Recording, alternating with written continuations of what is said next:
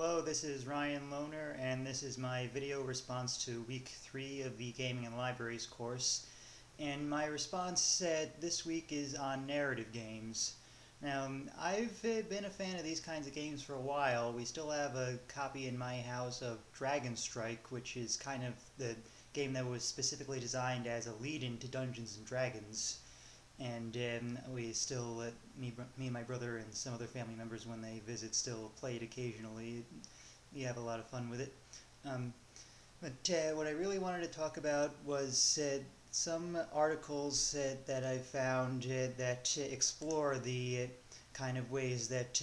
gaming and narratives can be combined, and I'll include URLs to them in the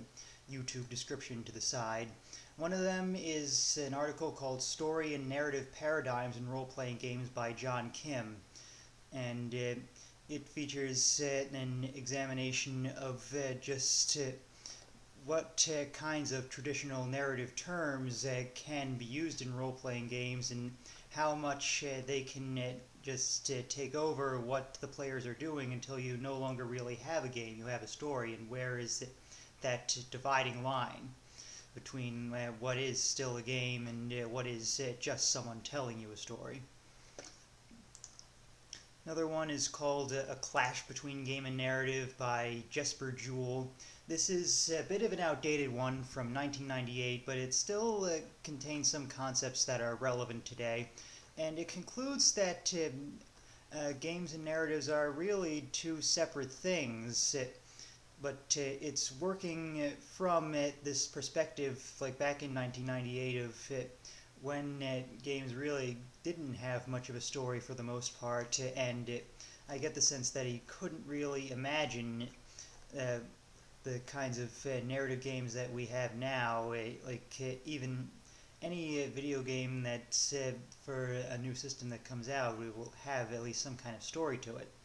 So it's interesting to read in comparison to what we have today, and to kind of imagine what he would make of some of the leaps forward that have been made in this area.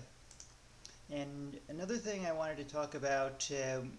was this idea I had that I wrote about on the message board of using narrative games to increase people's interest in the rest of the library by having games that are based on books that the library may have. One of the ones that Scott mentioned was A Game of Thrones, the board game, which is actually based on the first book in a series called A Song of Ice and Fire, which is a very long and very complicated series. So if you find that people are having trouble getting into that, you might want to recommend to them that they at least pick up the book and try to get through it, even though it's like a very dense and very long read, and they'll really have to work on it if they want to return it on time. And another one that there's two others that I have become aware of in researching this. One is a series called Dragonlance, which started in the early 80s, where these two guys decided to write novels based on a campaign they created in Dungeons & Dragons, and the series is still going on today. It's, I think, at least a couple dozen books by this point, and at least the early ones get very good reviews, and I think this could be a real combination between the games and the library's other services. If you get people interested in one, they'll want to check out the other ones and see what else the library has to offer. And another one is this series called Gurps, generic universal role-playing system, which is a series of books that basically teach you how to make your own role-playing game. And there are several of these that have been published covering all kinds of genres, and you can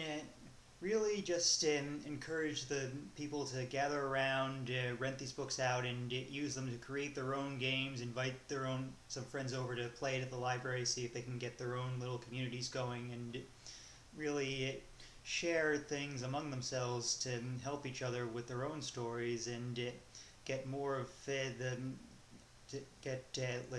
more of the people in other groups to read the other GURPS books, and see how much they can expand their own abilities to make these games, and I can really see that growing into a really big thing if it's nurtured properly by the staff. And the staff should really be involved in these things too, just encouraging people to expand on their own ideas as much as possible and get them interested, let them know that these other things are available if they're using one aspect of